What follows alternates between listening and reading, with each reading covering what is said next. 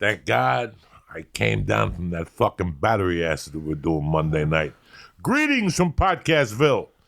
It's Thursday, the 3rd of October, motherfuckers. Get up, wash that pussy, and thank God he gave you another day to fucking let the flies out of the cave. Listen, the Church of What's Happened Now is brought to you by Kettlebell Kitchen. Listen, Kettlebell Kitchen was started by 2 Army vets who are also brothers. Their mission was to change people's lives through making healthy foods more accessible. Eating healthy today is on everybody's mind right now. What, when, and how much you eat, it's hard to know where to start. Plus, meal planning and prep time is consuming, so you don't want to spend your entire Sunday chopping carrots and roasting chickens, right? This is where Kettlebell Kitchen comes in. Whether you're a vegetarian, keto, Whole30, or paleo, they got it.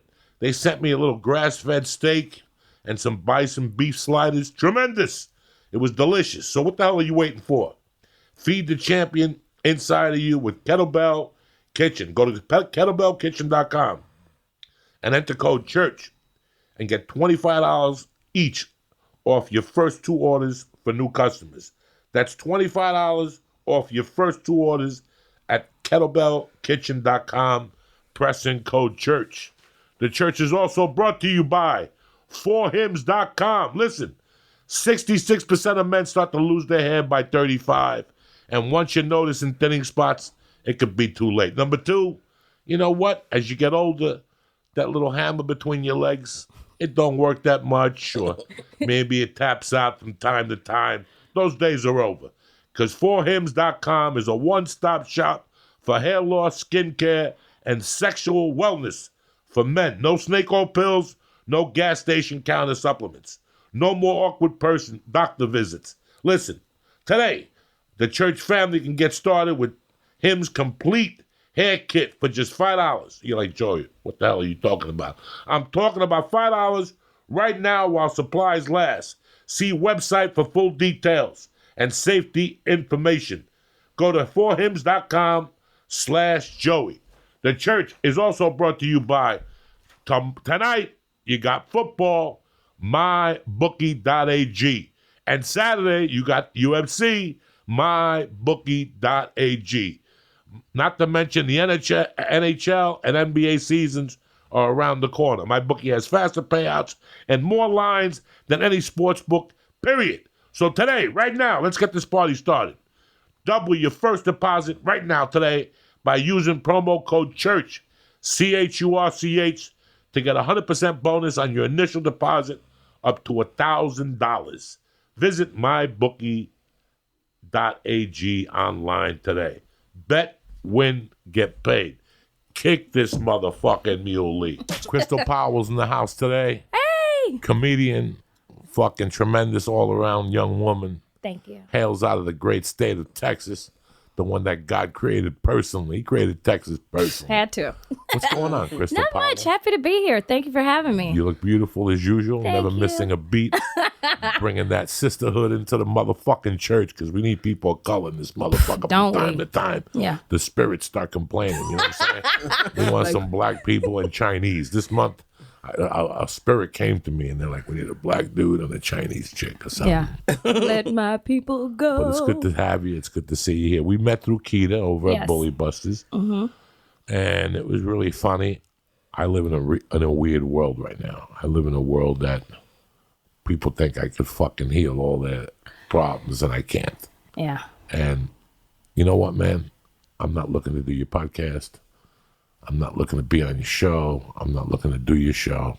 Right now, I'm just looking for friends. Yeah.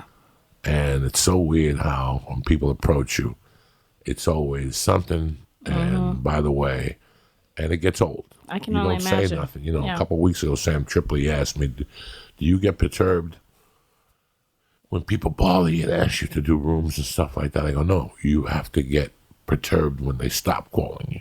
That's when you get mad. Right now, I love what's going on. It's the people who think they're pulling the wool over your eyes. Oh, okay. That kills me. You know, last week you and I had a conversation that my wife and I talked about for 2 days. It disturbed us so much. Really? And it had nothing to do with us, but it's my biggest fucking pet peeve. fucking with comics. Yeah. I don't like it. I don't like it. And you know what? 20 years ago, I was the type of dude I'd want to burn his house or hit him with a pipe. Now, because of whatever, you could blast them on Facebook. The situation was you went to do a show in Houston, not to put it on blast, but let's talk about it. Yeah, let's talk about it. We got to educate comics here on what happens. Yes. How long have you been doing comedy for now? I've been doing comedy 9 years now. Where'd you start? I started actually right here in Los Angeles. Did you? Yeah, haha, because I've always lived in the Valley. So haha was, and this was the original one, not the new one that we have now. And so that was kind of like my home club. So I would just go around there doing open mics and just kept on staying in the Valley. And then I moved back to Houston because I got married. I fell for the dick. So I moved away, went back to Houston. But it was actually better for me because I was like a big fish in a little pond because I was coming from LA. So that's when I actually started getting into the Houston Improv. And then that's when I did Comedy Central with Kevin. And when I came back, I was stronger. But what happened in Houston, it was unfortunate. And you know, man, my personality, non-confrontational. I don't like to argue. I don't want no beef. But I do feel like if it hadn't have been a full cast of women, it was my birthday show, so it was only females on the show, and they duped us at the end. And Back to Houston. How long were you married for? I was married for 5 years. I'm actually separated now. We're still not divorced, but I was married for 5 years. So it's a blessing for me because, you know, people don't leave. So if Lee wants to take you on a date, you're not going out till you get separated? Yeah, I'm going to try to wait. I'm going to wait. I got some shit in me, but I'm going to wait till I'm at least fully divorced. Lee said, don't put that on him. I don't want them problems. No, I was going to say, at least he saved me from some embarrassment. Yeah. God bless you. So those 5 years you went back to Houston. Yeah. It was like you were running amok because you had seen what the major leagues look like. Exactly. And now you're in the minor leagues and you appreciate it a lot more. It's all a of fucking, cakewalk. I went back to New York in '93 and did 9 months on the New York circuit. And it fucking hammered me right back into reality, you know. In Colorado, I was getting calls from friends. They had bar shows. In New York, everything was a bringer show. So I had to sell drugs just to get my friends to come to the fucking shows. I'll get the coke for you. Where you going to meet me? Oh, I'm stuck in New York. You have to come to the New York Comedy Club. Just pay the $10. I'll take care of you. I ain't taking care of you. Just pay the $10. You're one of my bringers. Yeah. And then I said, fuck this. I went to Colorado and it focused everything in. It was like, I was doing comedy for 2 years unbalanced and going to New York and seeing the struggle put me into perspective. And I went back to Colorado like a fucking, maniac, like a flame out of hell, like one of Duncan's fucking missiles out of Korea. I went back and I didn't look back because I knew how the struggle was. So you were back there for 5 years. You did all those Cody. What are those fucking rooms? Pasadena. All of that. Conroe. Killeen. All of that whole, we even get close, Oklahoma, Dallas, that whole southern route. But you're exactly right. It made me appreciate, especially now being back in LA, like this is the big leagues. Like you can call, in the South, in Texas, and even like comparing New York to Denver, like it makes you appreciate the struggle when you get back to the bigger cities like Los Angeles. I try to have pity parties, every now and then be like, but then I'll be like, bitch, you're in the major leagues. Like this is the Mecca. So you're not in Tallahassee, Florida talking about, man, I can't get up. You're in Los Angeles, California at the Comedy Store. You're at these monumental places. So I just have to put on my big girl panties and keep it pushing. I got to come with the conclusion I'm getting older.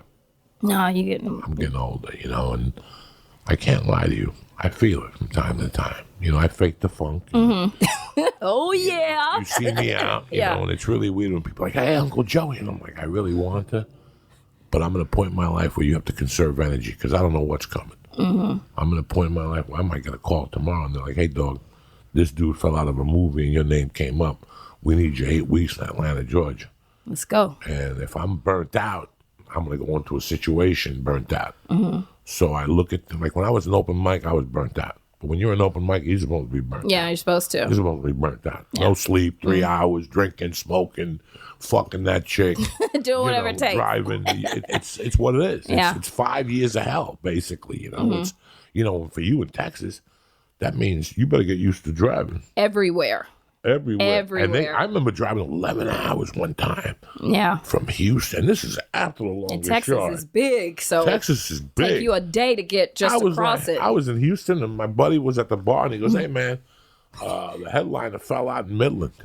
The whole team fell out in Midland.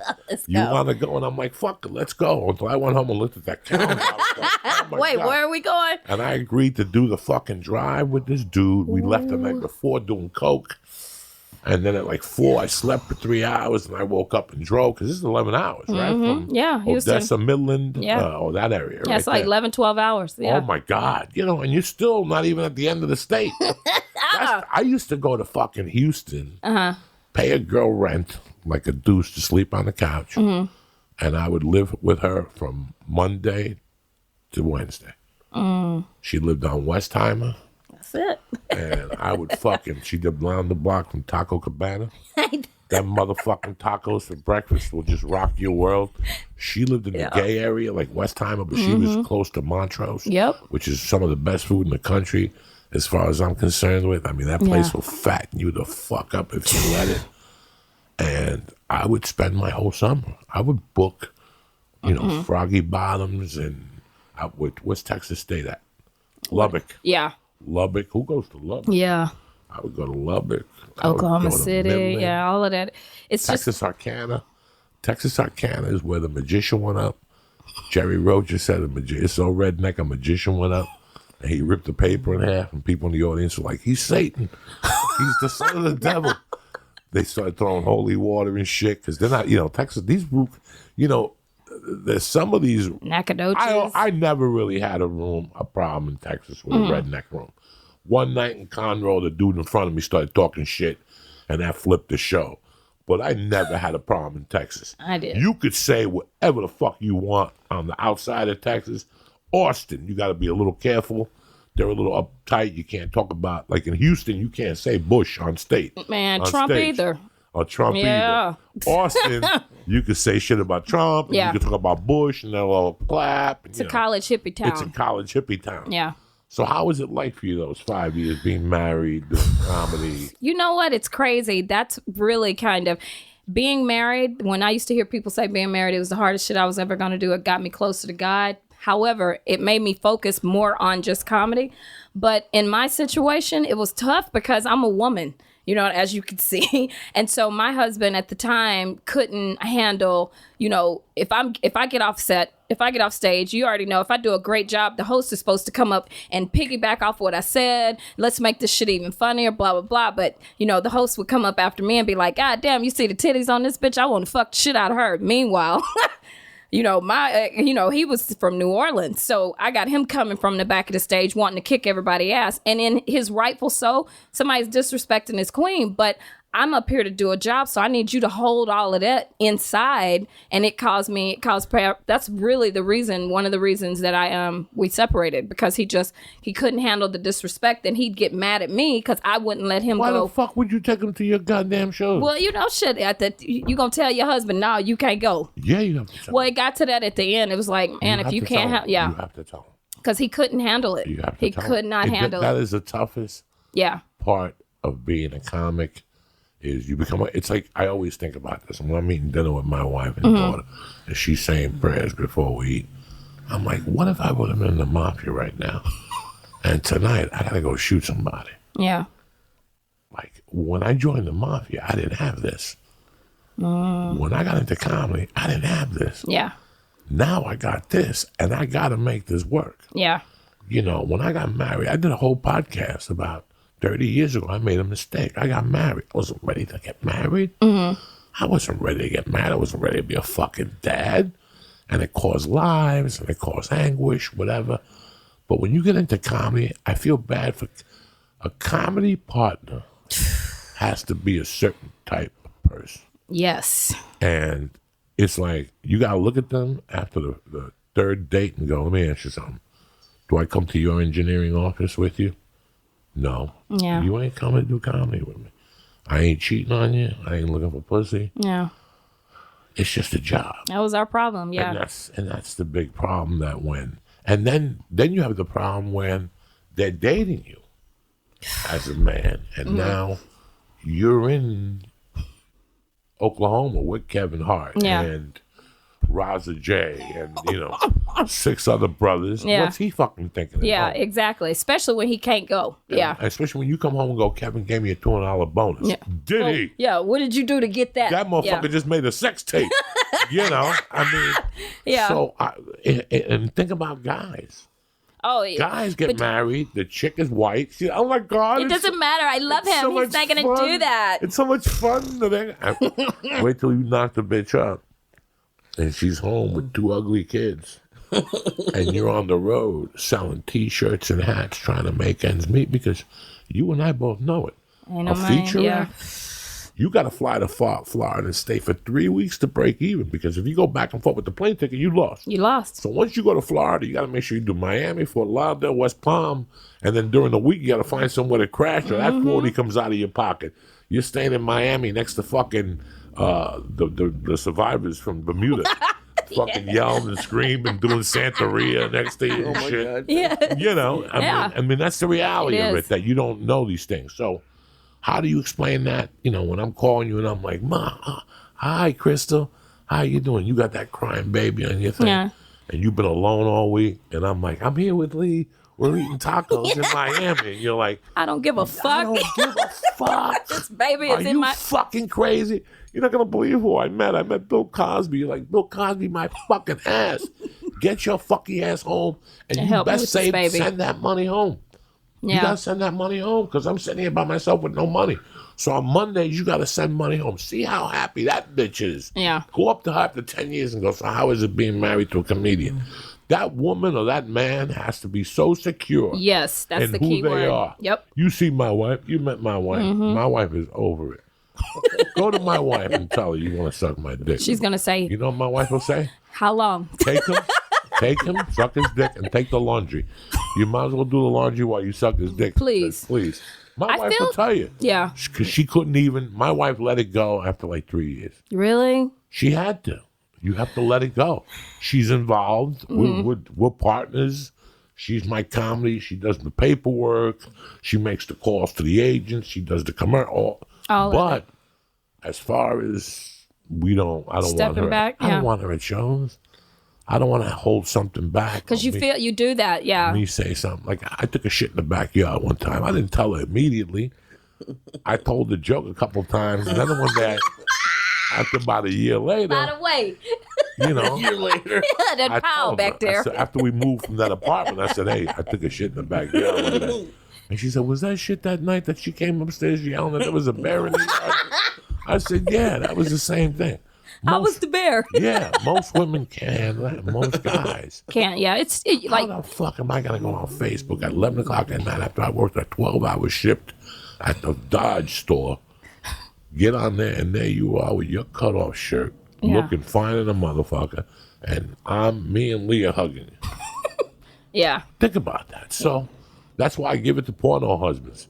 Those women I can't are even sucking imagine. dick, putting cum in their ear. And they're like, all right, what do you want for dinner? What do you want for dinner? How about fucking antibiotics and fucking and that shit some you put Lysol on? Wipes. That shit you put on and bubbles up. What's that liquid that you put up and it bubbles up all the infections? Peroxide. Peroxide. And monkey blood, turpentine, all of that. Get all the infection out. 5 years, were they hard for you? Very hard. Where's your ex now? He's in Houston. Yeah. You communicate? We still communicate because the fact my brother told me this because it was so funny. My family, we from the South. My mother was the oldest of 4 boys, so all my family's been married for 100 years. So they don't believe motherfucker can stab you in your throat, drag you down the street, and fuck a bitch in front of your face. And they like, well, you need to work it out. So my brother was like, you know what? He showed up at a comedy show, and my brother didn't know. I didn't have time to tell him, and he just said, hey, whatever you decide, if we love him, I love him. If you hate him, I hate him. But you don't make another, if he wants to be with you and he wants to work this shit out, you don't make another big gesture. Because I moved out here and then I moved back to Houston. And then when it didn't work out, I moved back. So we've been in communication, but I'm like, if you want to make this work, you got to come out here because I'm not moving anymore because I'm really, really blessed to even be able to get back into comedy because when you leave LA, you don't get, a lot of people don't get to come back. This is hard.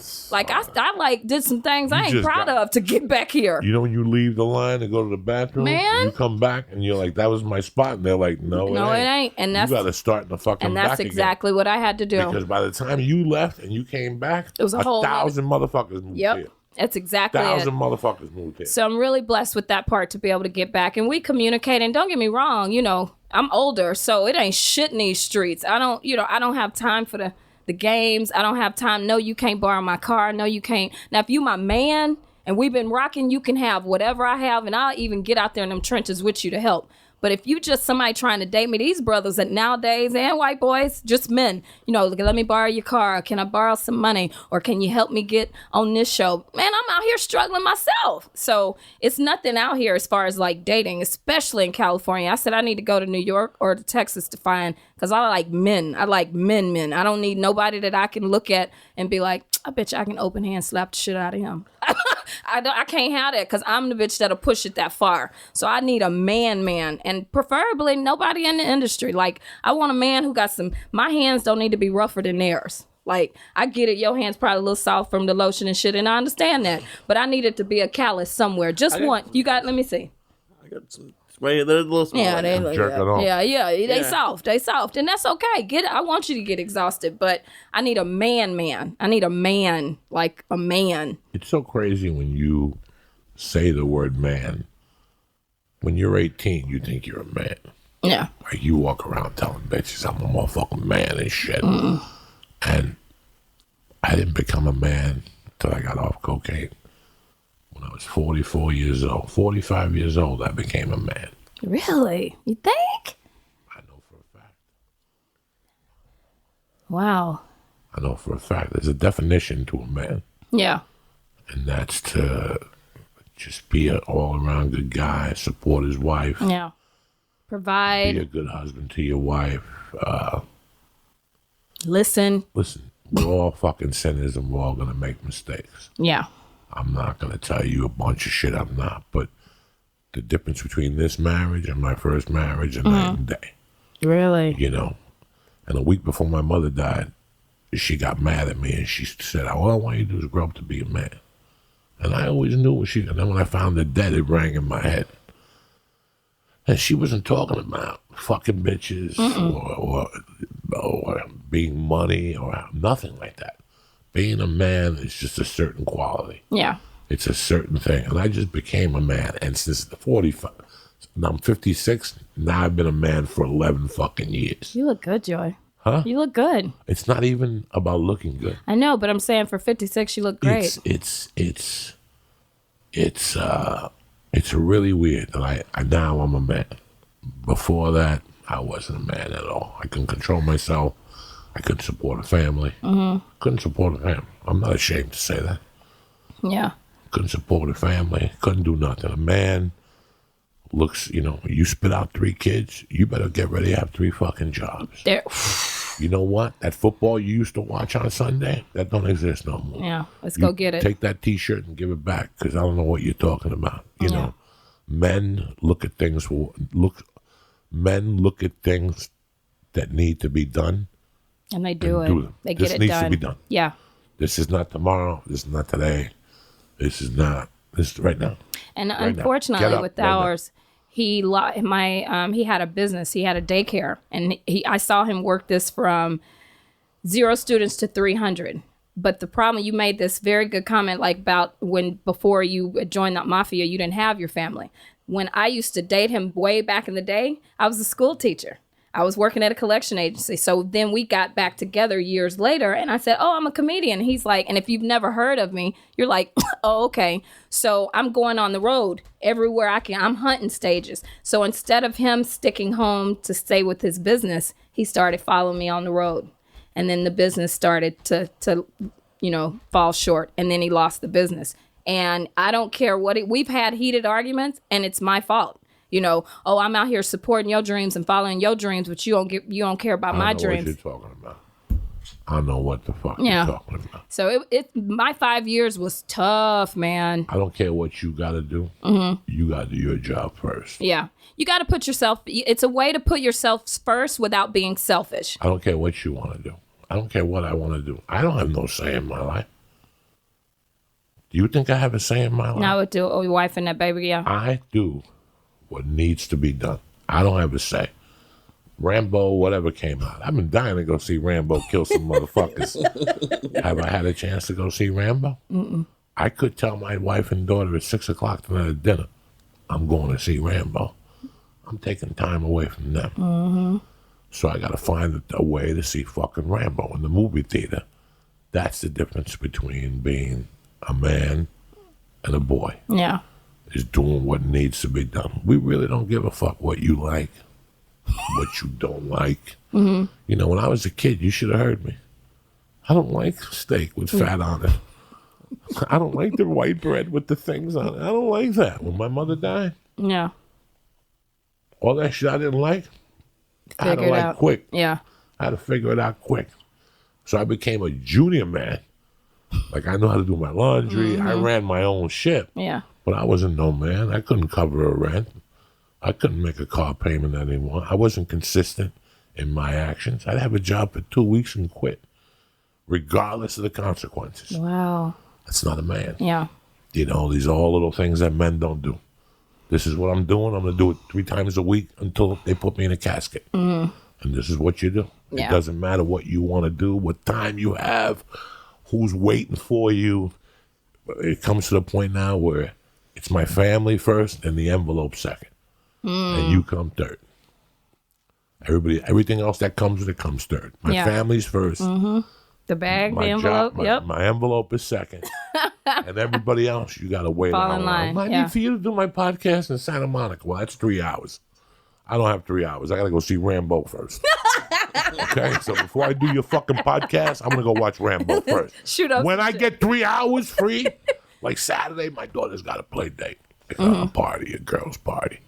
If you don't think I'm going to see Rambo on Saturday and taking 10 edibles, I'm getting fucked up because I don't even have a spot Saturday. I got date night with the wife. So I'm just taking that. I'm going to take that hunger from those edibles and take it right into date night. I'm going to catch like that 420 Rambo. It's going to be a night. Fuck yeah. I'm taking a gun with me because the Joker's going to be out. And a bunch of motherfuckers are going to be shooting people with the Joker. buddy. Jesus. So I hope it's bad. the Joker better not be playing with Rambo. Because I'll tell you what, I feel like shooting all these Joker people. Because the original Joker was Cesar Romero. Let's leave it there. All right? Cesar Romero was a Cuban dude on the Batman. He was cousins with Fidel Castro. Somewhere or another, Cesar Romero. Check him out. Look him up, Wikipedia. Cesar Romero, the original Joker.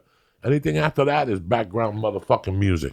He was cousins with Fidel's wife. Wow. Or cousins with Fidel Castro. I thought you were making that up. No, I'm not making it fucking up.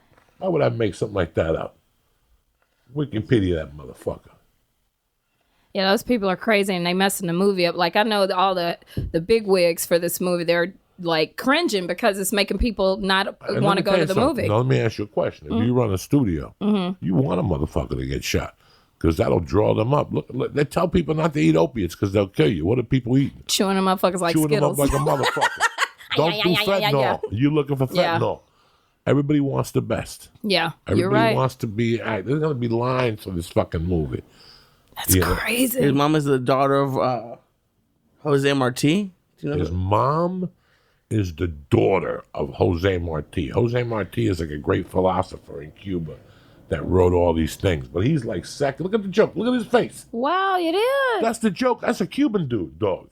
That's the original fucking Joker. Wow. And he did it to the T in 1960. Why are we still fucking with it? We just did the Joker a couple of years ago. That motherfucker OD'd, didn't he? Yeah. What the fuck Heath is wrong Ledger, with yeah. it? So why are we still doing it? We're like kids. We're like, we've become, like, that's what you're talking about. There's Yeah. a difference between men and kids. Yeah. There's men at home going, I wouldn't see that if you fucking fucked me up the ass. 4 Rambo's times. also like 7. I'm excited to see Rambo too, but he's also like 70 years old. Yeah, I'll Doesn't be matter. like, I heard it's from the beginning to end, he kills more people than John Wick. Really? Okay? Now, John Wick is 56. So the old age. If Rambo outkills him at 70, I don't know. He looked you like he fucking can't save kidding? me, though. Who's that? Sylvester. Yeah, Sylvester's he looked looking like he old. barely hanging on. he's barely hanging on. I mean, So can he really save us? It was like, man, my hero's that man right there. Charles Bronson is my hero. Yeah. He shot more white people and more immigrants than anything I've ever seen in my life. He would shoot you in a New York. I mean, this motherfucker would shoot you Yeah. in a New York minute, okay? What was the point? I'm sorry. Really, he's old. I don't know. Oh, yeah, he was old. Towards the end, they made Death Wish 4. I walked out of the movie theater with tears in my eyes. It was my shame on me for even going. Death Wish 1 was good. Death Wish 2 was good. Jimmy Page played the soundtrack. But 3, he was chasing motherfuckers. They wouldn't even let him show him run. 1 minute he would just turn around and go like this, and the next one he was tackling the fat dude. It's like in the 70s, there was a show on CBS called Cannon. This is the original Ralphie May. Okay. The guy Okay. weighed 500 pounds, and he was a cop. And you would shoot him, and he would go like this. And the bullet would go around him. Come on, bro. I'm fucking 8, and I'm watching this going, come on. Yeah. Something. This motherfucker's got to get hit with something. A hot dog. Something. Said he rolled He just go like this, and the bullet would go around him. 500 fucking pounds. he was agile. Yeah. So you did your 5 years in Houston. And Yeah. You did everything. The joke joint. the Joke joint. Empire. Ken was, yeah. And you know what? It's crazy. I got over there with Ken at the joke joint because a promoter tried to blackball me from the Improv. Just nonsense. So I started going over there. That's what made me. It was the best thing though, because it made me start producing my own shows. And I was over there with Ken at the joke joint, and that's what actually. So I got to see both sides of it. I got to see, okay, now I got the stage side, but now I got the other side when it comes to booking comics, making sure they get in, making sure they make their flights on time, making sure regardless of what the door does that everybody gets their money. Because I never want to be that person, because I'm a comedian as well. So if you're doing a show with me, regardless if I got to go in the back and be like, shit, let me sell some shit, you're gonna get your money, because that's the worst feeling in the world to get that. What'd you tell me the other day? Let me holler at you. When you hear that shit, you already know here comes some bullshit. Yeah. So, As soon as but I tell you I'm going to pay you money, and then at the end of the gig, I look at you and I go, can I talk to you for a second? That's it. Bad news. You already know. It's Bad bad. news. It's bad. So what happened last weekend when you went to Houston? When we went to Houston, I was worried because, as we all know, that it was underwater, but that was more of the Kingwood, the Conroe, the north side of Houston, but the media had it thinking that Houston was underwater. So it was my birthday, so I had hit everybody and said, hey, I don't have to do this show. I'm just doing this as a celebration, so let me know if y'all are still coming. Everybody was like, nah, bitch, we coming. So all my friends flew in town. I had Kiana Dancy, Kelly Kells. They all flew in town. Plus, I had some local girls. We had well over 100 people in there because we're in there counting, because we already know, like, we count like how many people in here. Cool. I didn't even want to start taking shots and celebrate until I knew that we were good. Man, at the end of the night, that man passed us $400 for like 5 comics. And he was like, man, I'm sorry. And I was like, no, I was like, this isn't what's going on. We counted. So it was just to let the people at home know. And the tickets were supposed to be $25 on the flyer. How much were they at the door? He went from 10 to 20 to nothing. He even was telling people, if you get a bottle, I'll let you in for free. And I was like, and then he was like, well, your people aren't used to paying. They were upset about $20. I said, that's a lie. I was like, because my people that come see me, they're used to going to comedy clubs where they know they're going to pay $20 plus a 2-item minimum. And my homegirl was like, girl, I came up there and gave them $25. And they were like, oh, are you with somebody? And she was like, no. And she's like, they gave her half her money back. And they just didn't have good business. And also, I was supposed to I got so many learning lessons out of this. And that's what the biggest deal. It hurts, but it won't happen no more. It kicked my ass, but I learned from it. I was supposed to have a door girl. They were late picking us up. They told my door girl, oh, you're good. You don't have to be up here. So I didn't have anybody up there that was saying, hey, this is wrong. This is what's supposed to be. It's $25. Now I could see if the show had started, we well into the show. Okay, then you probably want to take that down. But they just completely messed over us, didn't pay us at the end of the day. They didn't know what they were doing with the door. They charged some people $10. I think they might have only charged one person $25. Because I was in there in the back of the 400 that I did get. It was hella tens. And he was like, I'd rather take something than nothing. I was like, well, you don't know comedy. I was like, because my people are used to paying $20 at the door. And they know they got to buy 2 items, whether it's some water and some nasty cheese nachos, but you got to get 2 items. And so he just messed over us. And then he kept saying, oh, we're going to bring y'all back. And I'm like, do you really think I want to work with you again after you fucked over me? And then you fucked over me for pennies. Imagine if it's a big envelope. You'll kill a bitch. Damn. You doing this over a couple of $1,000s? That's not cool. Then he lied about the bar. And because of the fact that I knew the guy in the back, I was back there drinking. He was like, oh, no. Where'd you get 1,000? He goes, oh, y'all did well over 2,000. Oh, well over 2,000 at the bar. So he was like, oh, well, you're right. Then the door should have definitely been, y'all should have had more than that from the door. You think? So, I mean, what do you do? Like, how do you feel after something like that? Man, y'all like, let me tell you something. What got me to hear you, have lost your mother. That's what got me into comedy. My mother was 56. She had a massive heart attack in Texas. When you're in college, you don't say which city you're from. You just say, oh, I'm from California. My roommate was from California. So when my mother passed away, I was mad at my family. I have a sister that teeter-totters back and forth with drug addiction. So my family was the family, small country town. We gonna hide it. So my mama did everything in the world to hide the fact that my sister was smoking crack, but everybody knew it. So the doctor had been telling her, hey, take a break. You don't need. So when she passed away, I said, fuck it to my whole family. Called my college roommate. She was actually in Vallejo, California. I'm like, where's the Hollywood sign? Like, where the fuck? So I was in the wrong area. And that night when it happened, I was in there crying. My girlfriends was like, bitch, don't cry, it's your birthday. And I was like, this is the worst birthday that I've ever had. Like, I can't believe I'm still going through this shit. And then I had to have a moment where I'm like, bitch, you buried your mama a day before your birthday 11 years ago. So you'll be okay. So strap it up, learn, don't let nobody fuck over you like that again, and just keep it pushing. So for a second, it deterred me like, man, should I not be doing shows? Like, should I not be trying to produce shows? But I can't let that deter me. I got to keep going and just learn from it. This life you're living, yeah, that you're talking about, I pretty basically lived from, let's just be conservative, when I started getting paid, maybe 95 to maybe 2012. Wow. So for 17 years, every time I took a gig, I had to be careful. Because checks bounce. Checks bounce. And you learn along the way. He's your friend. You take a check. Next thing you know, you go to the restaurant. Your ATM card don't work. Jesus Christ! What happened? You're just taking a date that you just met, and now your card don't work, and you run to the ATM, and the ATM's telling you have zero balance, no money, nothing. And now you realize that check you got for $600 bounced, and everything else that you paid for bounced. Your bills that you had coming out, and then you call the guy, and the guy's like, "Oh, we paid you from the wrong account." So for whatever, till 2000, whatever, every gig, I got wiser as I got stronger. Again, not a racist comment, by no means. I'll say it. I don't do business with Latino or black bookers. That ain't racist, that's being smart. Yeah. My friend here, Crystal Powell, is African American. She knows I'm not racist, but the problem that you have is you want your money. Like you guys, when you paint the wall, you want your money. When you go to work for 8 hours a day, you want your money. What would happen if you worked all week and the guy tells you at the end of the week, hey, I know you get 12 an hour, but this week I can only pay you 6. Would you just take the check?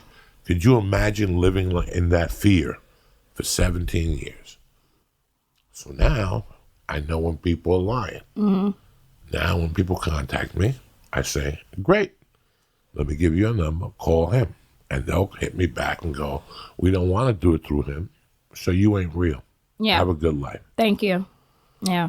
And people get mad at me. I've lost friends, comedy friends, over this situation, but I've also explained to them, I got beat. So much, yeah. For so many years, at so many different levels, that, You got to cover yourself, and you got a family, so And you you can't have a take family. them. You can't take those L's. Once Mercy was born, I had to play for keeps. I'm playing for keeps. You Yeah. don't cover yourself, I'm sorry. You got everybody around me got to pull their own. Yeah. Because I got a baby. Yeah. I'm playing for keeps. I ain't got time to be nicking-natting. Oh, festival? Pay my money. Oh, you don't? Then I can't do your festival. Okay. Anytime I leave, you got to pay my money. Festivals for different levels is really good.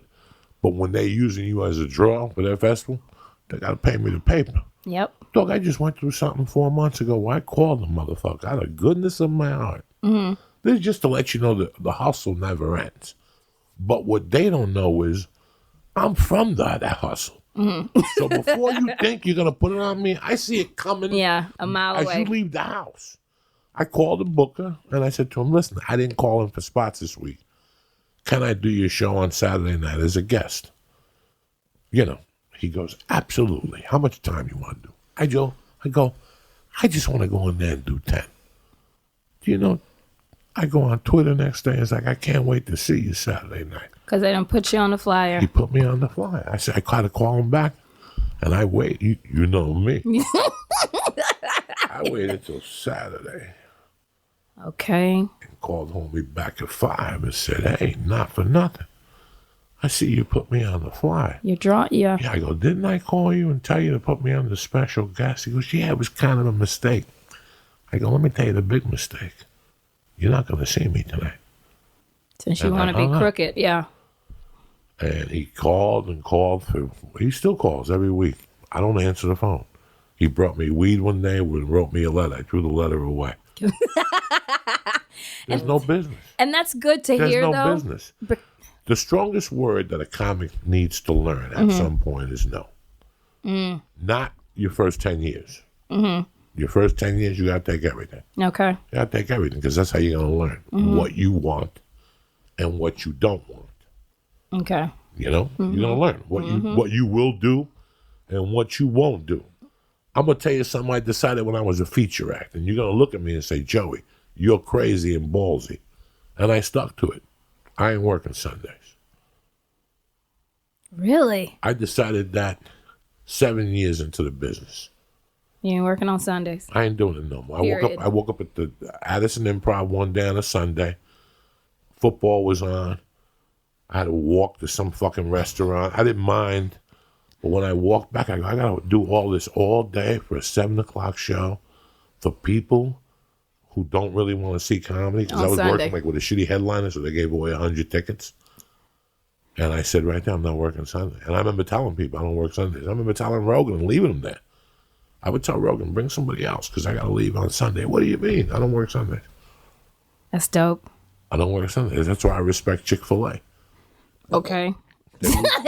Yeah, because they like, I'm not They lose fooling $1 with it. million on a Sunday.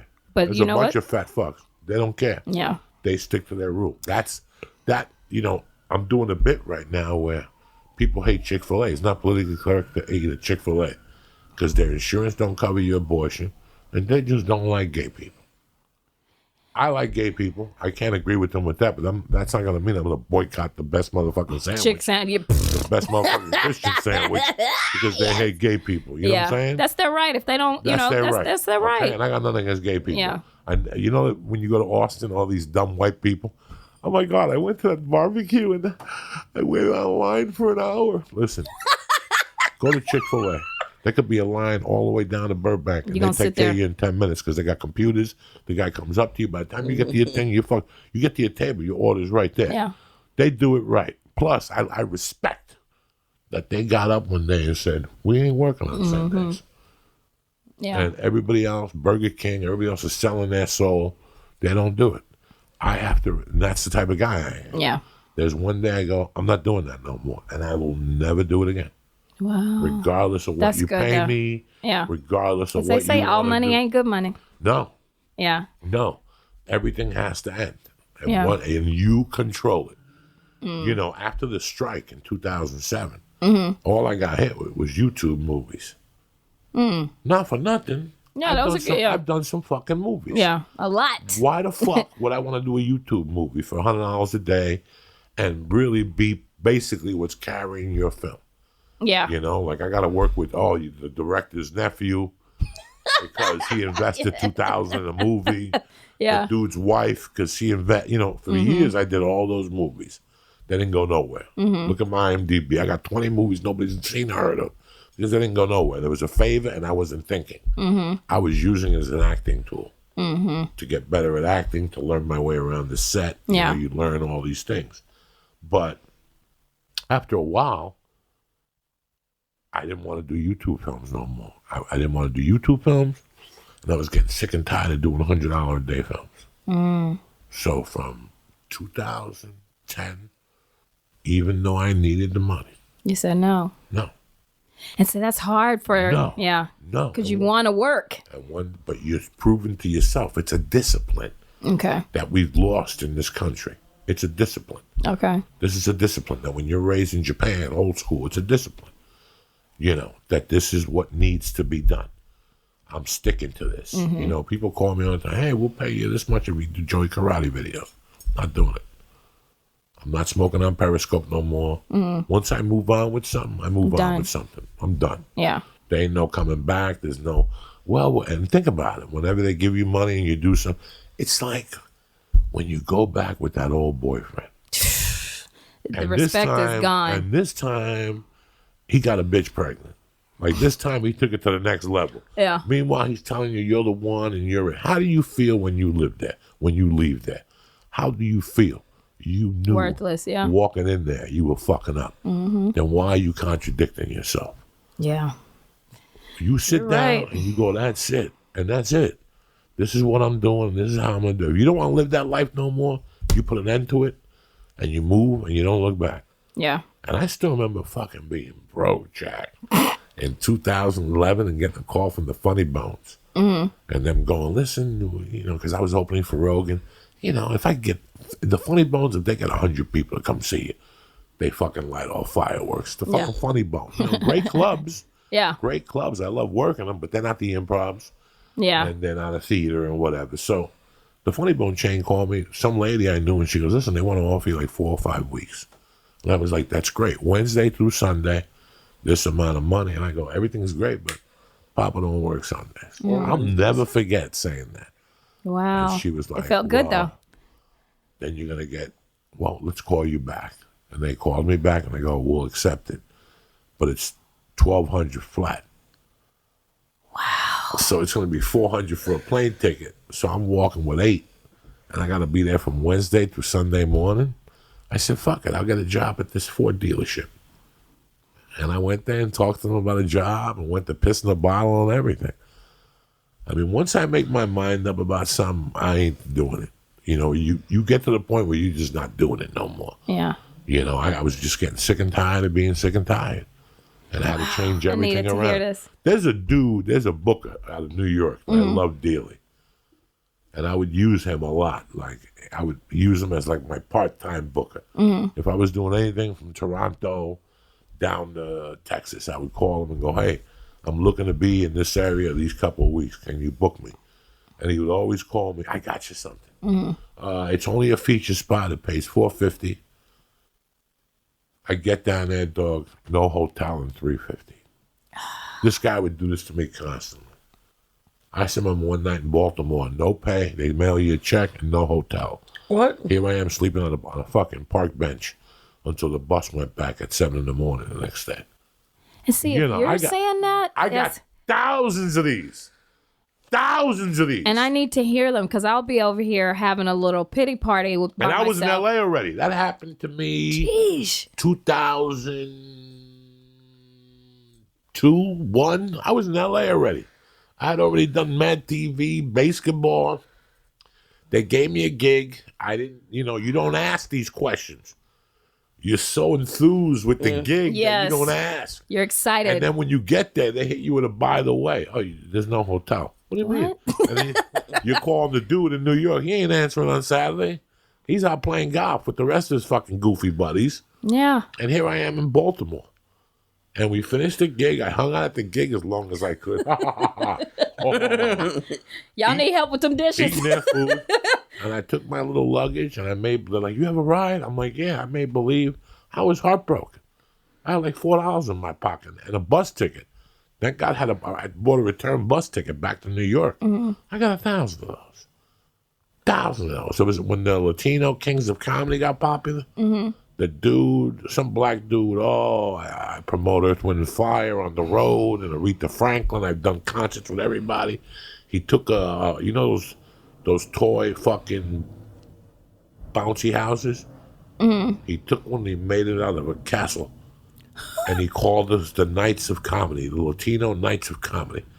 And we went to Alabama, all the, off parts of Houston. Every gig. I still remember running in Dallas. This is when I was 400 pounds, drug addicted. And you know how Dallas is. I'm thinking of an airport Dallas is. You got to connect and fly in Dallas. You better be in shape. Shit. It's just 30 minutes to get from D to A. Running with them and sitting on the plane and thinking I was going to get a heart attack. Sitting next to him in the back. Like he would buy us the cheapest plane tickets right by the bathroom. And he'd be sitting with us. How you guys doing? Having a good time? And every fucking show. Hey man, can I holler at you? I know I told you I was going to pay you $800, but I can only give you $550. And you go home heartbroken. You needed the money, and I'll catch you on the next one. Yeah, that's it. Call you for the next one. Then this one, he told you $800 again, and he would give you $800, but what about the $2 from the last one? I'll catch you next time, player. And then he did again. Then this time he was $100 short. It was like me, Alex Raimundo. It was a couple of us. And then I would get deposits from him. You know, how much is the gig? $800, give me $5. Well, I ain't got it, player. Well, you got to get it for me to do the gig. So I don't have no problem. And then the one time I got the deposit from him, that's the night I'm in my room, and I hear banging on the door. I open the door, and there's 2 white dudes, a black dude, and a bunch of cops. And I'm like, what's going on? And they're like, Mr. Diaz, do you know where blah, blah, blah is, whatever the booker's name is? And I go, no, I don't. He left he didn't pay the hotel, he didn't pay the fucking radio promotion, and he didn't pay the concert hall. We want to know where he is. It's theft. He left. Wow. Thank God I got my deposit from him because I learned. If not, I wouldn't even have gotten the $300. That, and you'd have been there with nothing. So I got him for the plane ticket and the $5 at least. And do they make you feel like you're a diva or a jerk for asking for a deposit? They're like, oh man, you don't trust me? You have to ask for a deposit. Wow. Especially if it's over $500 and you don't know the people. That's how you know if they're real. Yeah. That's how you know if they're real. See, if that happens to you, like I feel like I should not even complain. I was getting tortured even after the longest yard. I'll never forget going to Addison after the longest yard. What? Selling out Saturday night. And Addison, that's different. Arlington. He never told me the number. We said, let's see how the week goes. And I will tell you people the number. It was Tuesday through Saturday then. It was Wednesday through Saturday. Damn. I headlined Wednesday, Thursday, 2 Friday, and both shows were sold out on Saturday and 1 on Sunday. That's Wednesday, Thursday. That's Wednesday, 4, Thursday, 6, 7, 8. That's 7 almost, shows. yeah. This motherfucker, Trey Blue was his name, looked at me and gave me a check for $1,200. And I looked at him and I passed the check back and I said, this is one of your white dudes from the Improv? You'd be giving him a lot more. Rethink that over before you give me that. Rethink that over before you give me that. And he changed it. He made the proper adjustments and I never fucked with him again. After the longest yard, this motherfucker tried. Now, if a booker would have called me in there, I would have got $25 plus the plane ticket, plus transport. I didn't have a booker. So I had to do everything myself. This is the disadvantages of not having a booker. Not everybody will book you till you start selling tickets, especially now. Nobody's going to just sign you because you sell 10 tickets. They know when you sell tickets. There's a computer. And they look at it every Monday. And they start looking at it. Oh, look. Fucking Lee's selling tickets. He sold 80 tickets in Michigan. Go on his website. Where is he next week? He's in Wisconsin. See what he does in Wisconsin. 110. Now they'll start talking to you. Because this is the mafia. There's nothing different than the mafia, comedy, when you're a salesman. It's the biggest envelope. Okay? if you were managed by 3 Yards and you called your manager, and he's the same manager Kevin Hart has, who's going to get that call answered back first? Kevin. Okay, then. Yeah. Why? Because he's the draw. Like, people are going to come and see him. You understand? Without a doubt. Butts and seats. This business, like any other business, like any other thing in the world, is based on money. I've seen the funniest guys at the store. I've seen 1,000 funny guys, and they couldn't figure out. They were frustrated. They did a special for Comedy Central. It's not till you get across a certain way and reach the masses and make them spend money for you that you have nothing. You could be the funniest guy in America and be a regular at the store. Then you go to Montreal and they'll give you a deal for being funny and they'll try to develop a show around you. You have no life stories. And then when your show doesn't get picked up, you get thrown out to the wolves. And now you got to start from scratch anyway. Yep. And that's why Kevin Hart gets so much respect out of a guy like me. Because Kevin got a deal, put a show on ABC on. It wasn't the best show in the world. It got canceled. Kevin's feelings got hurt. He sat down in front of a notebook and he wrote a plan. And the number one thing on this plan is I'm going on the road for a year straight. No weekends off. And I'm getting $1,500 a week from every club. And I'm giving away every ticket for free. I don't want not a dime over $1,500. I want to give every plane ticket. I want to fill in every ticket. I will tweet tickets, free tickets for me for a year. This is before Twitter, Facebook, or anything. Kevin did this. He did this for about 18 months, every weekend. Wow. Every weekend. Give him away the tickets. Because he knew exposure. Exposure. What happens at his show. You know, it's like I don't like sending tapes because I know I don't do good in tapes. I don't do good when I do a special. I know my strengths and my weaknesses. He knew his. He knew that if they just came to see me, if I can get them to see me. and if I could retain 2,200 people, if I could retain 20%, which is high. So if the club has 500 seats and you do 6 shows, that's 3,000 people. Yeah. What's 10%? It's 300 people. Yeah. So if I could retain 20%, wow, I got something to work with next time around. I'll take another punch to the face next time around. But the next time after I'm going to be doing the punching. I get punched. So that's the secret of this, that you have to learn how to lay down for a while. Get kicked in the stomach. Yeah. Somebody grab your titty. What? You know. Yeah, it happens. Or somebody smacks your ass. Or they wait to give you an envelope. Everybody else get their money. Now, yeah, they're gonna. I told you I started a club mix. Yeah. Till this day, I tell you 2 stories to that story. I thank Kwame because Comedy Works was just giving me 1 spot a month. Kwame was giving me a spot every Sunday, and I'm talking about opening up a DL. Yeah. Opening up a Bernie Mac. Opening up a Cedric the Entertainer. I didn't know who these black motherfuckers were. If you want me to tell you, I knew who they were. I knew Richard Pryor. I knew Guy Torrey. I knew Martin Lawrence. I knew those guys from Comedy Jam when I started comedy. These other black motherfuckers, I don't know these guys. Yeah. And because of them, today I'm still friends with Cedric. Yeah. Still friends with DL. We're talking 1994 club mix on East Colfax. I didn't go one Sunday and they said, you hear what happened last night? They shot 4 motherfuckers. We drove up there. There were still casings around everywhere, machine guns. It was a fucking Crip hangout or a blood hangout. Dang. They'd be sitting opposite each other, throwing up tank sounds at each other. And you're trying to do fucking comedy. Yeah. Shit. But, and he would always go, it's the same deal, $40. Do you know I did that room for a year? That motherfucker never gave me $40. He never even, I think the highest he ever gave me was 20 and 2 drink tickets. But you want me to be mad at him? You want me to come on here and talk shit about him?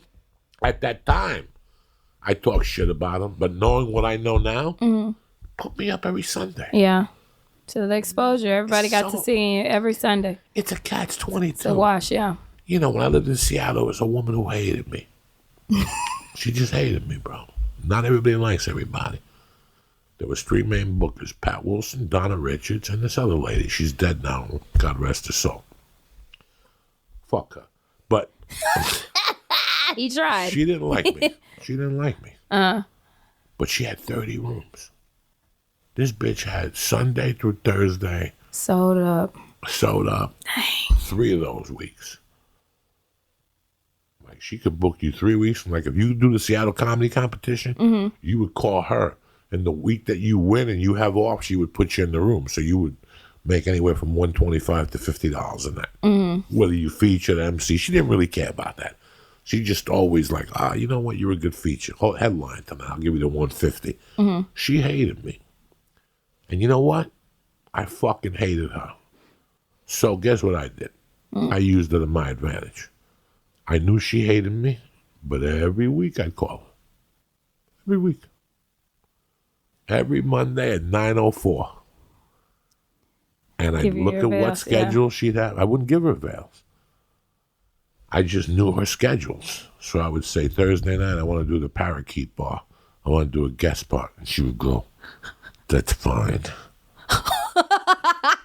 And I would go down there, blow up the room, and the owner would ask me, why don't you work this? And I go, because she don't like me. And that would be it. But because of her, I did 16 more sets a month. Because I would torment her on Monday. So I would do Monday, Tuesday, Wednesday, and Thursday. And if she had a Sunday show, I got in on that again. I was the best guest spot holder. And people would say to me, why do you do this? Don't you want to get paid? I'm getting paid. I'm going to get paid in 20 years. Right now, I'm just clocking in. Yeah. I'm just clocking in. This gets paid for. You're going to get paid for this. Not today. But one day. In 20 years. It's like when your grandmother gives you that $20 savings bond and you go to cash that motherfucker at the mailbox and they give you $1 and you're like, what the fuck? It's $20. Like in 30 years, it becomes $20. It's the same thing. Okay. That's what we don't understand. So, yeah, she used to tell her friends, fucking Joey Diaz is a sap. He does my shows for free, 20 minutes a night. But look at him now. But in the meantime, I just got stronger, and they weren't my shows.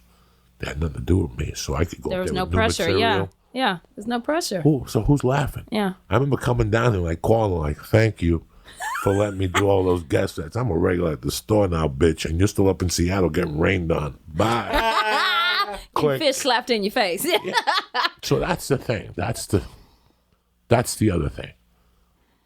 That as long as you get half of what you got coming to you, you know, and some people pay you before you get there. Some people pay on time.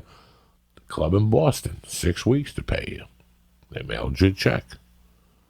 Wow. So you have to decide how many times you're going to do that. First time I did it, I woke up Monday morning, there was an overnight.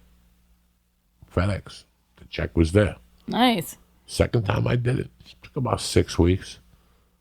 Third time I did it, I did Christmas, and he paid me in March. Never picked up his calls again. Even though I liked going to Boston, even though I liked the crab cakes, even though I could do that fucking thing on Monday night, even though I could do this room on Tuesday, I just didn't do his room anymore. Even though he would pay me $600, I refused to do his room. You decide. It comes to a point where how much heartache do you want?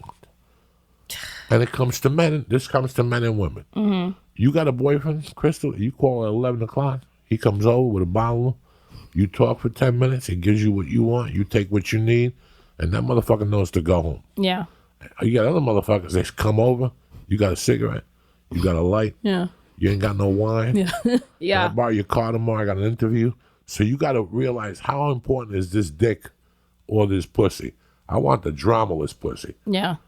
To come that ready-made, got its own come shit. Come over, suck it, and leave.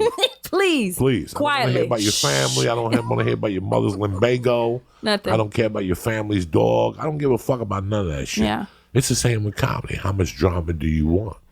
In the beginning, you got to take all the comedy they want. Comedy's an abusive partner in the beginning. This is domestic violence at its highest. This comedy makes OJ look like a fucking... Comedy makes OJ look like a fucking nothing. Because if you're doing it right, you're suffering. Because there's nothing worse than wanting. There's nothing worse than wanting. You know, and I tell people all the time, I don't know how many times I used to get home from those open mics in 94, 95, crying. Crying because I had nothing else going on. It's not like I couldn't become a rocket engineer. I was 30 years old. Yeah. It was running out of time. We're going to learn to be a chef at 30. When we're going to get a job at Chili's and learn how to be a waiter. There was nothing else. So I would come home at night, and there was a newspaper, and I would circle all the clubs. Like, someday, I'm gonna going get to work in the there. Punchline in Atlanta. I'm going to show those motherfuckers. Someday I'm going to work Giggles. And then you get into the business, you're like, I don't want to work fucking Giggles. Yeah. I heard they fucking rob people and shit. Yeah. It's just weird. So the first 10 years, you have to put up with an abusive partner. This is abuse. Yeah. He doesn't care if you're tired. He doesn't care if you're sick. He doesn't care if your mother's in town. What about your feelings? About Nothing. your feelings, because that's when you have to go out and do comedy. You never seen an open mic or drive up to an open mic with a Ferrari, have you? Ever. Never. So what makes you think that you do comedy when your life is the hardest? When you can't pay the rent, go do comedy. You'll be a funny motherfucker. That's Jokes the hit her, funniest. yeah. When it's the 29th and you ain't got the rent on the 31st. You like, fuck it, I ain't got shit to lose. Oh my Yeah. God, you'll be the funniest guy in that room because you learned. This is the struggle you need to go through. You need to go through these struggles. You lost $600, but you learned you got a $6,000 valuable lesson. Yeah. So how long have you been back in LA now? February will be 2 years. Really? Yeah. And how's it now? When did you hook up with Kevin? He put you in his little special. That was 4 years ago. That was like my second year in Houston. And then, and that changed a lot for me because I used to, on Mondays, I'm emailing my avails, all of that, and I would never get anything back. Soon as I did Heart of the City, people started emailing me. So I've been back here 2 years, will be February, but it's been 3 since I did Heart of the City. So you hooked up with him in Houston. I hooked up. There's no way. No hookup. There's no way I would have got Heart of the City in LA because you got to realize it's a pecking order. Like it's 100 motherfuckers that's ahead of me. I see what you're but saying. in Houston, it's just a few of us. So the pickings is slim. There's no way I'd have got Heart of the City in Los Angeles if I'd have done it here. Because there's too many people ahead of me. So he came to Houston. That's what he does. He does it in each little city. Like he did Houston, he did Dallas, he did Seattle. He goes around. He's never done one in LA. He's never done one. He goes around to all these small little towns or to cities. And then he does like a contest? No, he just does a showcase. You have to submit for it, and he I think it was like 300 of us, and then he'll pick it was big. And then right after that, it was great because they had the Houston Super Bowl, and it was 800 of us that applied for that, and I was the only comedian out of it. So I was like, all right, so stuff started moving. And I'll tell you, when I came back to LA with credits. I was stronger, but it still didn't matter, bitch. You get in line. You get in line, and I ain't gonna lie. You can ask Keita. I'll be telling her, if you tell him, I'm gonna punch you in your head. And she was like, no, I'll be at the Comedy Store crying. But then that's why I'm so happy and so blessed that, Keita even connected us and all this stuff that you're telling me today, because I need to hear it, because I'll be in my own head and just be like, man, I can't believe I'm going through this. And it's like every great person, they've all gone through it. So it makes you no different. And then I have to remember, like I said earlier, I'm in Los Angeles getting told no. If I was in Tallahassee, Florida, and they were like, nah, you can't get on, then, okay, bitch, you need to take that personal, because it's what, you in Bucky? But out here, Joy's going up. Whitney Cummings is going up. Alicia Cooper is going up. So, bitch, get in line and put your big girl boots on and just wait your turn. But in the time in that, be ready. So when they do call you, they're going to be like, that bitch funny. One thing about you that I've fallen in love with since day one is that every time I talk to you, you're up to something. I'm trying, man. You don't ask. Yeah. You just do. I saw a flyer with you at the Portland Comedy Festival, and I was so happy for you. Yeah. I see that you're in North Carolina. You do this. A couple of weeks ago, somebody yelled "White Power." One of your shows. Yes, in Palm Harbor, Florida. We talk on the phone. Man. Yeah. Crystal, how's it going? Because as an older comic, I can't help everybody. Mm-hmm. But there's the people that I see who are going out of their way for themselves. I got to give them the love they deserve. And man. When I see people going out of their way, you get it from me. I'll give you my heart, because I know I was where you were at. I know exactly what it is to just make the rent. And thank God you got a neighbor that feeds you. Man, I can't wait till I don't know that it's the first. Like, a bitch start breaking out around the 27th, 28th. I'd be like, oh, shit, the first is coming. I can't wait till the day where I'm like, oh, shit, it's the first? Oh, rent due? I didn't even know. Because now you got to start preparing for that. Like, oh, shit, it's coming. And, you know, it is. And the thing with me, I went to college and was a school teacher for about 6 days.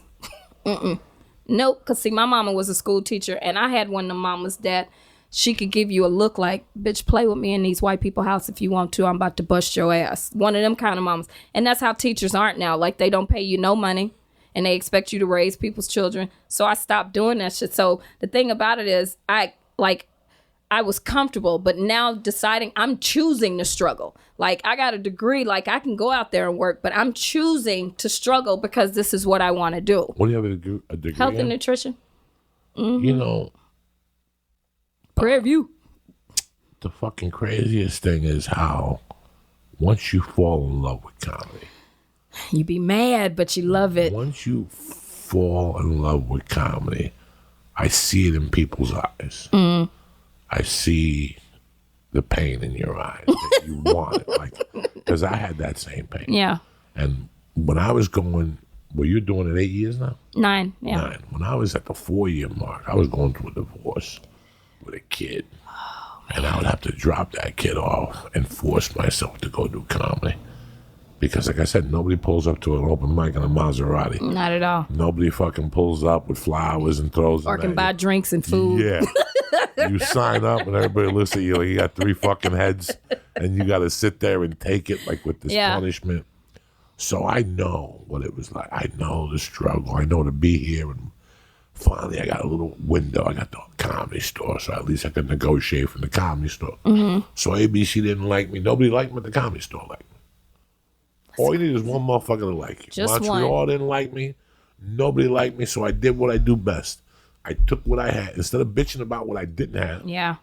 instead of bitching about what you ain't got, well, I'm not getting sponsored to Linebacker. I'm not getting sponsored to the Improv. I'm getting mentored by the best there is in the business, plus the 10 motherfuckers that are hanging out there. I'm taking a little bit from each one. They don't even know it. I'm learning from each one, whether it was Rogan or Dave Tyree or you know, at that time, there was a lot of people hanging out at the store. Andrew, or Eddie Griffin, I learned a ton from. Wow. A ton from, as crazy as he is. Paul Mooney with his Richard Pryor raping ass. You know, I learned from him, who I love dearly, Yeah. Paul Mooney. I learned from watching these guys. And then I got blessed to go on the road with Richard Jenney Wow. and Joe Rogan and you know, Bobby Slayton. And I got to see different types. And I got to learn what things I wanted to do on the road and what I didn't want to do. I went on the road with Stanhope. I went on the road with everybody. Carlos Mencia took me to El Paso. And you learned. You learned from each one of them. You shut your fucking mouth.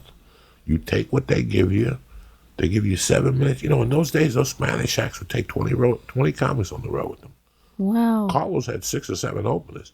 And just until about 2 or 3 years ago, Fluffy had like 5 motherfuckers. Really? You had to put up with 5 motherfuckers for 10 minutes apiece before you went up because they were sharing. Okay. You know, they were at a point where they were making millions of dollars a year, and they could take 4 guys out, train them. You know, guys that were serious. You Yeah. know, and we're a team. We're team fucking whatever. We're team Crystal. Yeah. I sell shirts. You make sure Crystal's fine. You make sure nobody fucks with Crystal. You're the driver. You're in charge of the fucking make a left on. Yeah. Make a left on. The Smith. navigation. Yeah, you know, everybody got a job. You know, Carlos. And everybody eats. I remember a time when I go on the road with Rogan with 6 of us. Wow. 3 of us would go on stage. 1 of us be hanging out, a bodyguard and a friend. and Eddie Bravo, just to talk shit with him, play jujitsu with. You know, but he was also on Fear Factor making 6 figures an episode. So his road money, he didn't give a fuck. He broke even. Wow. But to have that, Rogan is successful today. Yes. 60% of it is his talent. But the other 40% came from his generosity and him giving. You have to give back. Yeah. You told me that. You have to give back. You have to give back to the young comics and go, hey, man, you had a good set. Or, hey, that was good. You know, I'm never going to come up to you and go, hey, add this tag. Yeah. That's not my, You told. I don't like looking at my own shit. Don't ask me to look at yours. Yeah. I don't like looking at my own shit. Last night I was on, last night I have a red sweatshirt. I have a red hooded sweatshirt. that's like size 5X. I gotta tell you something. It's the most comfortable thing in the world. That good cotton. Okay. When I know I don't have to go out, That's what you got on. and my wife sees I put the red sweatshirt on, she's like, "Uh-oh, He in for the Daddy's night. Yeah. not going out."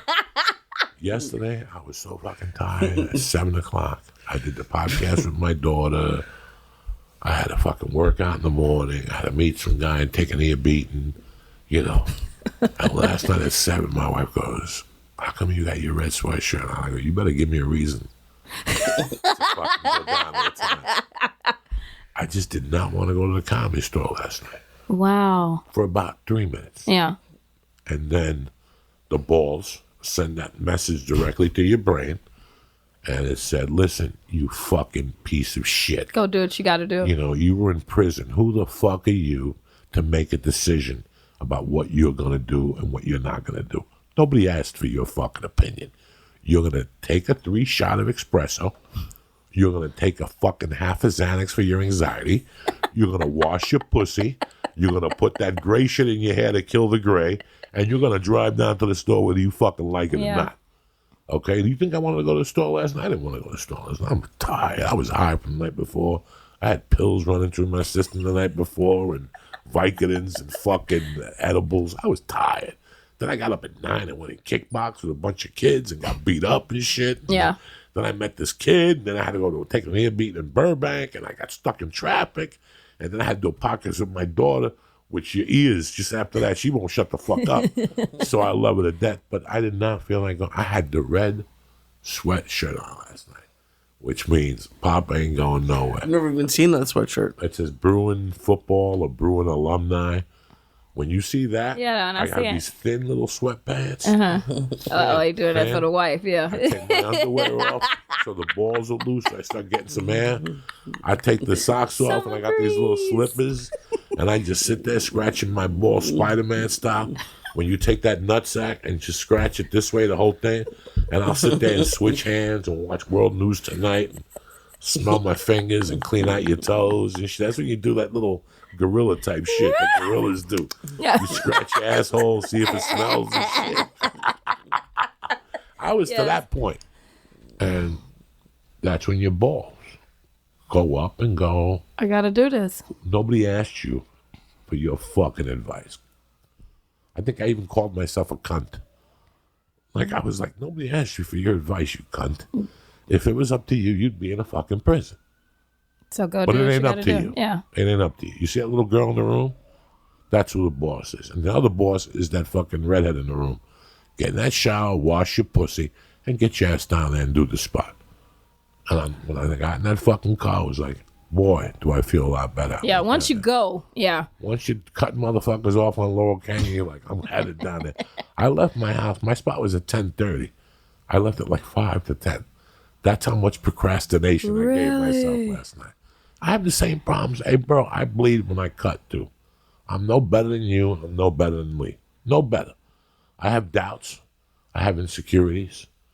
I have anxiety. You know, I have the same fears you have. I'm just more experienced and I'm controlling them. Mm-hmm. And that's what happens through years of comedy.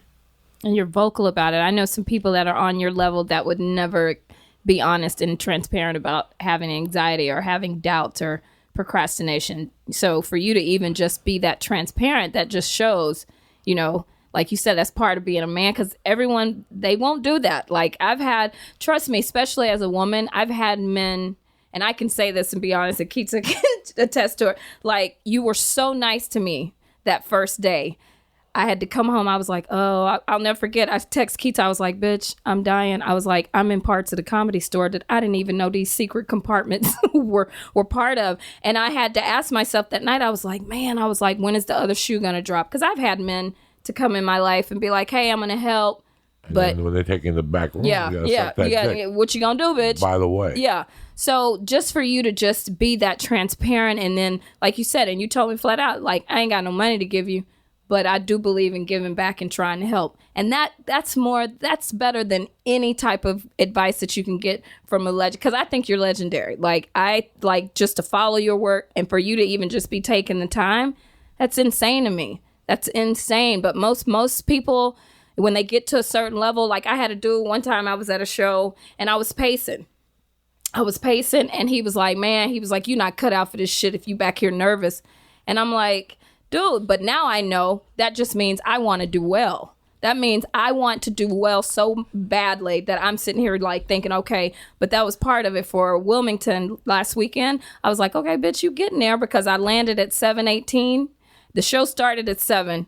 I landed at 7:18. I walked through the door with my luggage. Bitch didn't get to wash nothing off, nothing. I had my carry-on, and they said, okay, we're going to give you 5 minutes. I got a glass of water. Right when I sat down, they were like, and you ready for your headline? I was like, damn, what happened to 5 minutes? But I went up there and I killed it. And I was just sitting there thinking, man, bitch, you all right? Because usually I got to have a kumbaya moment. I got to get in my head. I got to like sit there and talk to myself. I got to go take a dump twice because my bubble guts is fucked up. But shit, I didn't have time. And I went straight to it. And it was one of my best shows. So it's just part of it. But a lot of times, you know, people that are experienced or when they get to a certain level, I feel like sometimes they lose the love of comedy because they don't want to do the shit no more. But they won't be open and honest and say, man, I have those same doubts. To hear that, you know, it was hard for you to go to the Comedy Store. What? Like, you're Joey Diaz. Like, Listen, man, we all have doubts. I feel that the day you don't get nervous before you go on stage, quit, because it ain't for you no more.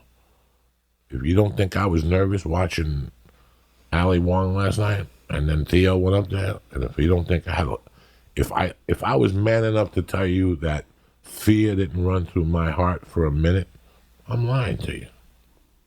Wow. And see, yeah, they won't do that. Yeah. 2 weeks ago, I was watching Nikki Glazer, prepping for the fucking roast. Yeah. I see Nikki Glazer go up. She's done well. Sometimes she has not really a rough set, but she tries a lot of stuff because she's a writer. She leveled the room so hard. I was like, I hope I don't have to follow this bitch. I hope Joe Rogan's in the neighborhood. And then Joe Rogan went up and that motherfucker proceeded to destroy her too.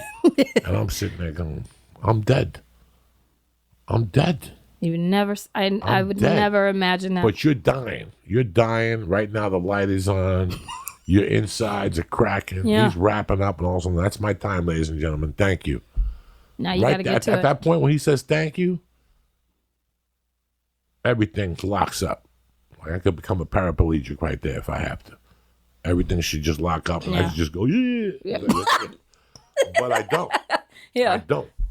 I fucking get up. My pants are usually falling. My ass crackers up. I pull up my pants real high and I just dodge to that fucking stage. Go get it. And as I'm walking to that stage, I'm dying inside. I'm like, bitch, I can just run out this fucking door and nobody would ever see me again and shit. I'm good. I'll get a job doing something else. Until he shakes my hand, and once I grab that microphone, and I go, keep it going for Crystal Powell one more time. Then now you I'm cool. there. Yeah. Now I'm there. Man, thanks, Joey. Yeah. Man, thank you. Truth. Like, yeah. This is the truth. This is, you're a hard worker. I admire you, and I know you got a future in this town. You know, I sat here and watched fucking Tiffany Haddish struggle. I sat here. Yeah. I sat here and watched her get married. I sat here and watched her move to Ontario. I sat here and, you know, I've been running with Tiffany Haddish since 2004, 2003. Look at Tiffany Haddish hosting How to Be a Fourth Grader. Yeah. Or whatever the fuck, with a little cute haircut. Yeah. And her little beautiful dimple that she refuses to take off. Yeah. That little eye dimple, I love it. She's the sexiest thing in the world. So I've seen it. I've seen it. Plus, I've seen the people with ego that have come into this town and they've pushed him up and whitened them all up, and he's going to be a star, but they can't cover the spread. And then you see a girl like Tiffany Haddish that was with an agency that were lost, kept telling her she wasn't ready, had a baby sitting their kids. You're not ready. Yeah. She woke up one day, left them, went to another agency. And when I said she ready. And what happened? Yeah. So this is the reason why we stay here every day, because the lottery ticket could be tomorrow. But if you don't work for that lottery ticket's not going to taste that good. And it can be taken that easy. It can be taken from you that easy. Yeah. When you work for it, that lottery ticket goes in your pocket. You walk over to Bank of America, you slip that motherfucker in the ATM machine like, yeah, it feels better. It hit harder. You put the time in. You put the time in and you know that. The only thing is the doubts I have are not because, let me tell you what the doubts I have are. The doubts I have before I go on stage is not that I'm going to bomb or be funny, is that these motherfuckers don't want to hear from an old motherfucker like me. Look at me. They don't want to talk to some old people. These are all young. Like, anything negative that could come into my mind will come into my mind. Look at your bummy ass Adidas shoes with your Run DMC from the 80s shoes. Diana, I swear to God, about a week ago, I was getting ready to go on stage, and something just made me look down. I saw my Adidas, and I'm like, I'm 56 years old, still wearing Run DMC bum-ass sneakers. What the fuck is wrong? I started an argument with myself right there in Mitzi's chair. You're a loser. You got Lee jeans on. Everything to deter me. That's us. Yeah. We get in our own fucking way. That's us. Mm-hmm. I picked on myself for having Adidas on the other night. Who the fuck has a fight with themselves for having Adidas on? I'm like, where the fuck am I living? I gotta go get these Brendan Sharp sneakers. All these dudes got these pink sneakers. They look cool. I'm wearing Adidas like fucking I Run DMC in 85. That was 30 years ago, Joe. Get your shit together. But those are legends. Where can we, you have a website? Yeah, it's Crystal Powell Comedy. And all my IG stuff, all my social media is Crystal P Comedy. But man, Crystal P Comedy. Yeah, Crystal P Comedy on all social sites. I love you, man. I love your moxie. I love what you've done. You've never played the race card on me. You've never played the woman card on me. I know that. I got a big set of balls, but like I told Whitney Cummings, I bet if I threw my balls on the table, you'd go, hold on one second, let me show you something. Yeah. That shit is, we gotta be though. Those little peanuts, those little Chick-fil-A nuggets. I got real pistachios. Nuggets. That's what I admire around you, and that's why you're sitting in that chair. I appreciate it. Keep doing what you're motherfucking doing, and I promise you, you're gonna make me cry here, man. This motherfucker will come your way. This shit will come in. If you do the work, it might take 20, might take 15 years, might take 32 years. Yeah, I have a hashtag. You can't lose if you don't quit. Just, and it's okay. And even if you quit, they can't beat you. Even if you quit, they can't beat you. That's the beautiful. Even if I quit, they can't beat me. That's even if I quit, they can't beat me. Even if I give up, they can't beat me. So I got nowhere to go. Yeah, this is it. I'm like Richard Gere in Office and a Gentleman. I got nowhere else to go. And with that note, don't forget, next motherfucking Friday night, Kansas City at the Uptown Theater.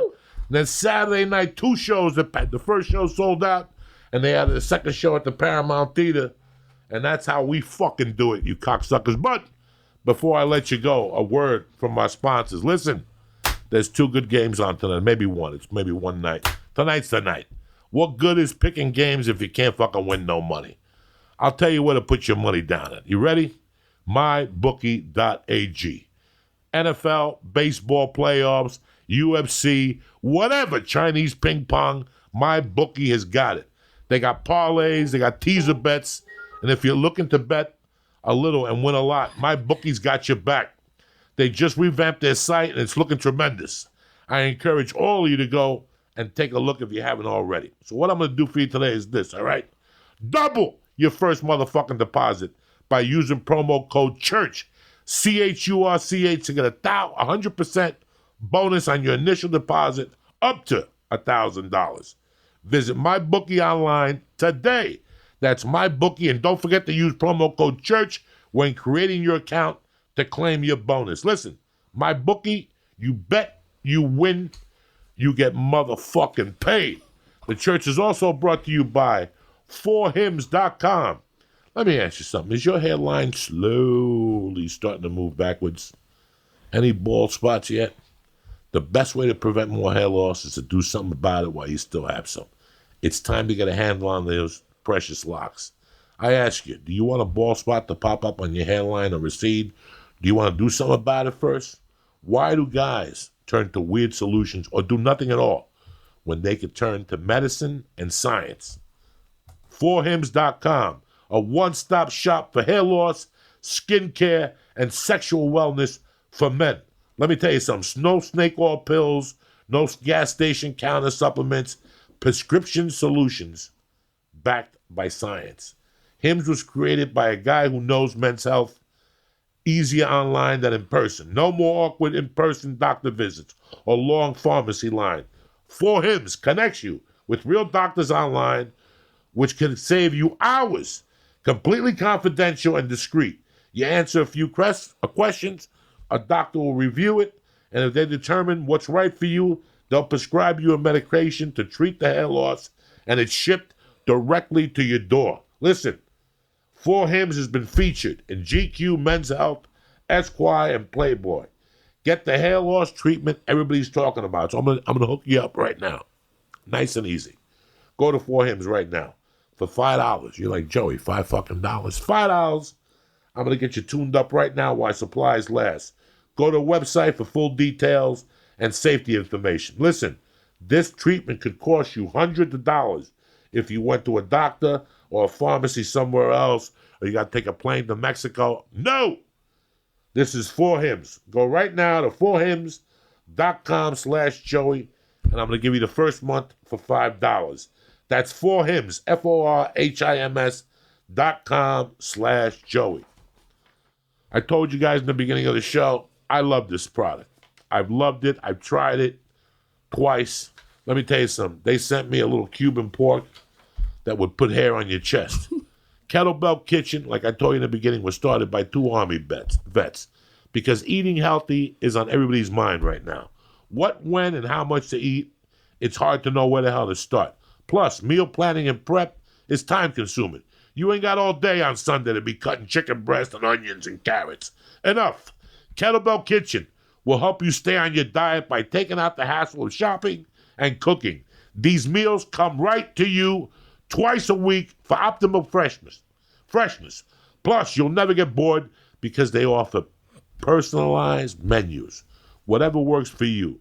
Vegetarian, keto, Whole30, paleo, they got it.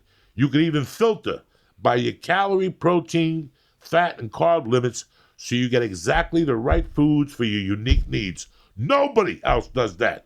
All the meals are free of dairy, soy, and artificial sweeteners and are made from ingredients that are naturally gluten-free. And unlike other meal boxes, you can order one meal at a time or sign up for a plan, and you can change it up to any time. No long-term contracts. Like I told you, they sent me a Cuban roast pork.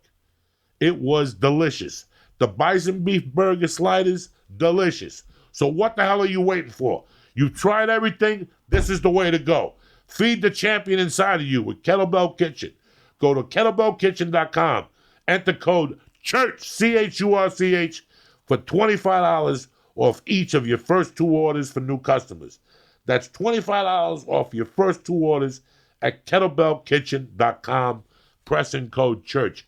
I want to thank Kettlebell Kitchen. I want to thank forhims.com. I want to thank mybookie.ag.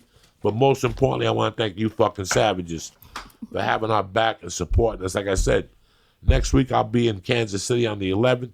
And then Saturday night, the first show sold out. And there's still a couple tickets left for the late show at the Paramount Theater in Denver. Where you at next week, beautiful? I'm in Spokane, Washington. Oh, shit.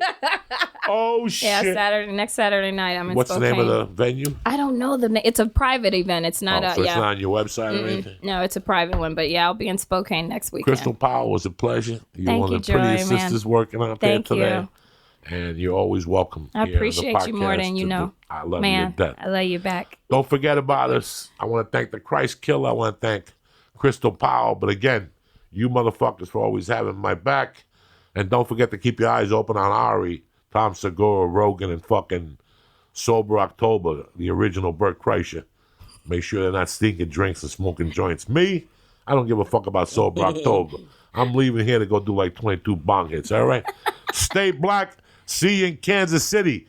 Kick this motherfucking muley.